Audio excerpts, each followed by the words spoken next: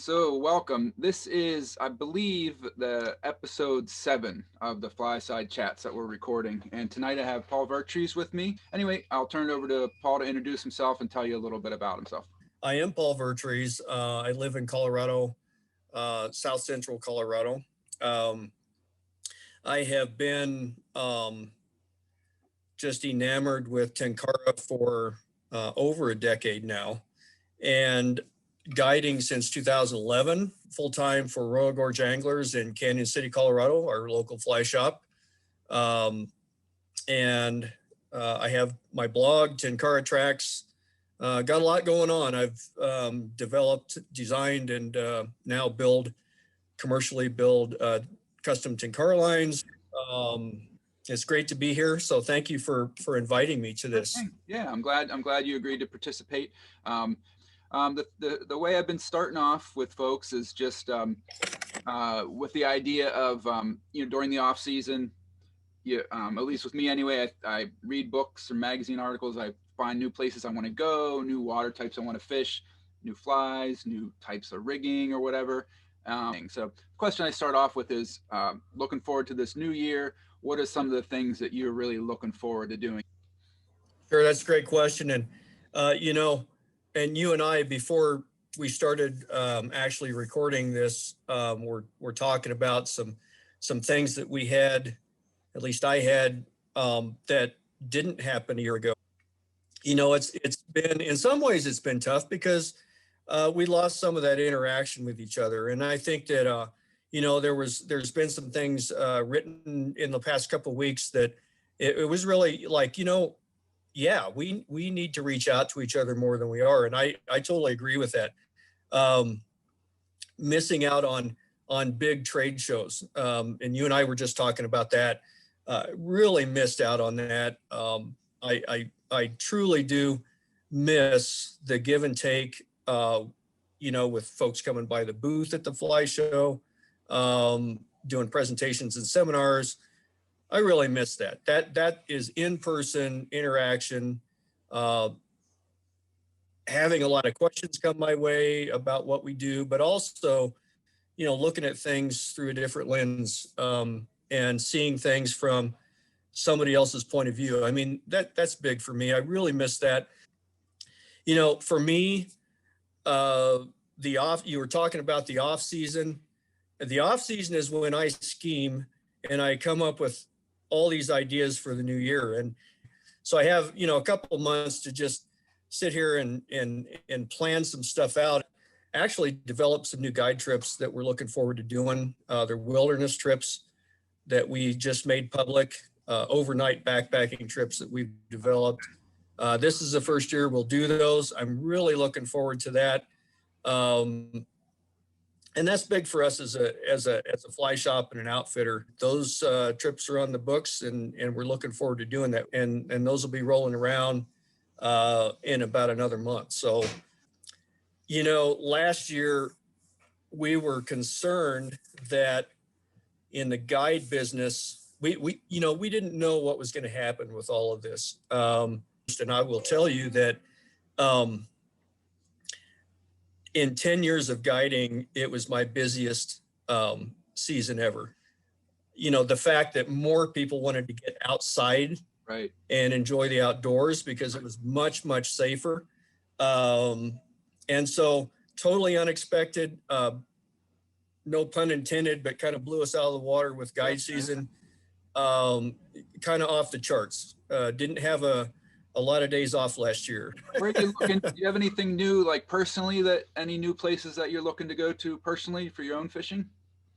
Yeah, I do. And I'm actually returning to coastal Texas in about 6 weeks. I went down last year for the first time to just really to target redfish. North Padre, Mustang Island, that's kind of where I was fishing last year. And I went in June and went down, and I had a great time. I didn't even take a Tenkara rod, fixed line system at all. I took a 6-weight, found out later I was a little undergunned with a 6-weight. I got pushed around by some fish. caught some really nice upper slot reds, wading. Really? Didn't know what I was doing. Had no idea what I was really? doing. And I like to, yeah. So you didn't weren't have with a a clue. guide, you just went on your own? My wading boots were a pair of running shoes and wading socks. All right. So I had no idea what I was doing. Got into some amazing fish, and I learned a lot. And that was one of the things I wanted to do, was just go down and try to figure all of that out. One thing that I figured out was that I really needed a boat. And so at the end of the summer last year, I got my first fishing kayak. Okay. Spent a lot of time in that kayak here in Colorado last fall. And I really, at this point, I really, as far as paddling and knowing what, how to make that boat do what I want it to do, I feel like I'm pretty prepared for that. But this will be my first time paddling in salt water. I'm really looking forward to that. It's a totally new experience for me. And this time I will take a Tenkara rod, and just see what happens. I may come back with rods this long. Yeah. I don't know. We'll find out. So unfortunately, I'm going to miss the Midwest Tenkara event in September. It's good to see that one out there. I think that's great. Yeah. However, I'm heading to Alaska on September 18th, up above the Arctic Circle, and on a caribou hunt. Oh, wow.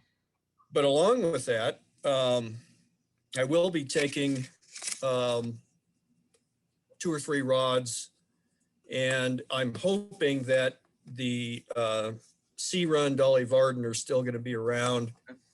They're big fish. They're beautiful fish. They're up to 30-inch fish. And Wow. I don't know what to expect.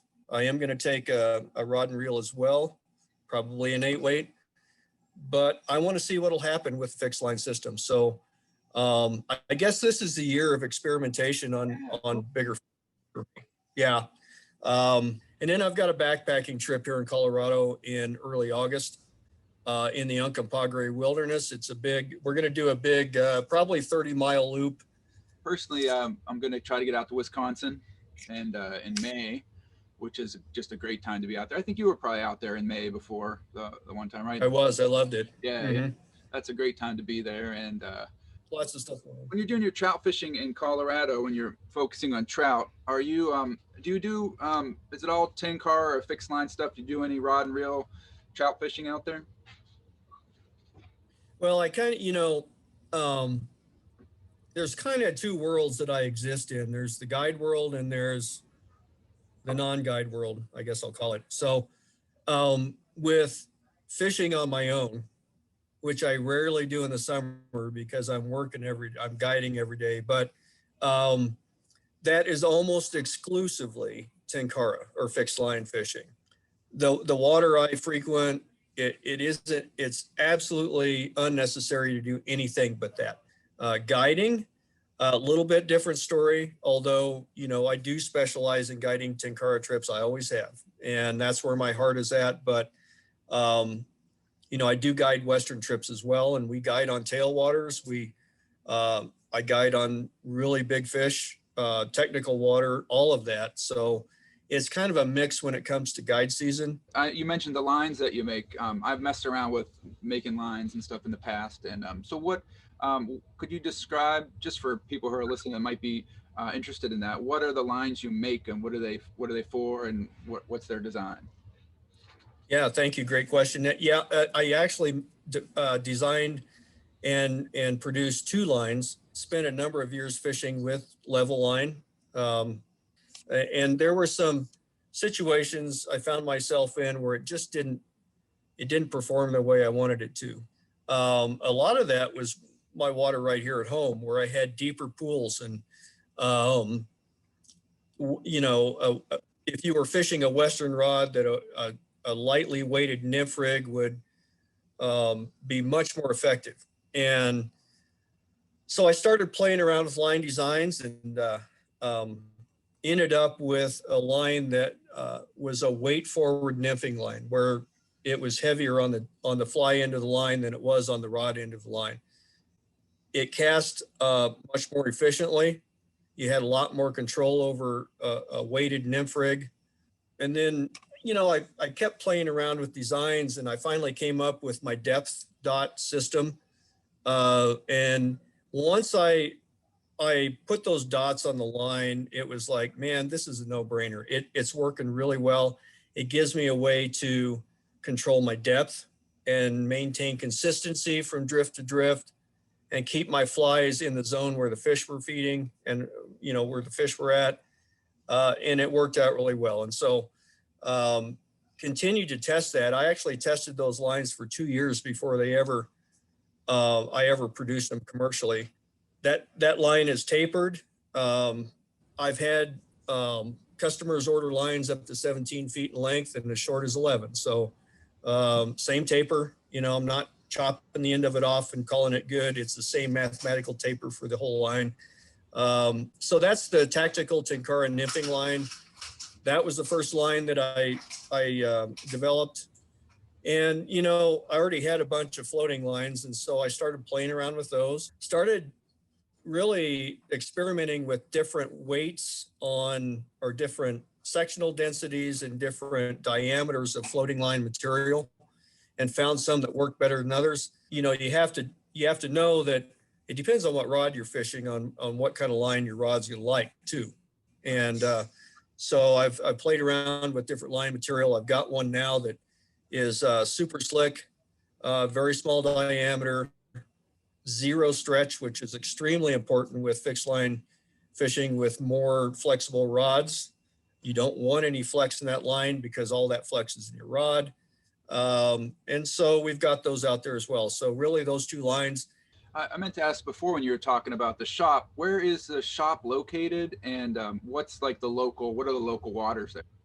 Sure. Royal Gorge Anglers is located just outside of Canon City, Colorado.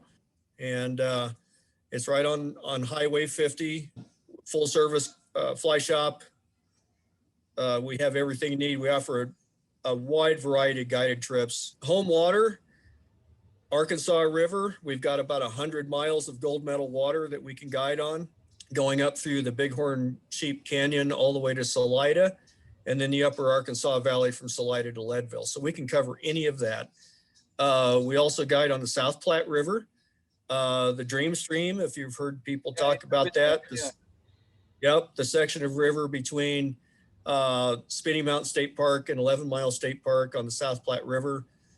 We've had just a blast on that. We also guide on the tailwater of the Arkansas below the dam at Pueblo Reservoir, which is a very unique fishery, big fish, very technical.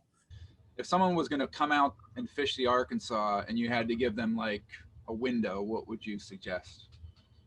Well, first of all, the window's always open. So what's good about our operation is we have a lot of options. So I will tell you that on the Arkansas River above Canon City, don't plan on coming the last 2 weeks of June, all the way up to probably 4th of July weekend. That's our runoff season. That's when you come out and go whitewater rafting.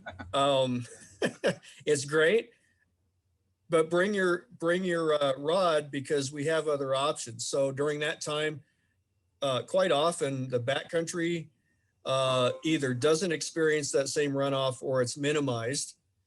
That's one option. The other option is to fish either the tailwater on the Arkansas down below Pueblo Reservoir, or fish the Dream Stream. I just want to say thanks so much for participating. I really enjoyed talking with you. And no, I greatly appreciate you having me on here. It's an honor to be here with you. I would love to get out with you, Anthony. Just wishing everybody a great 2021. Get out there, get out to as many gatherings as you feel safe doing.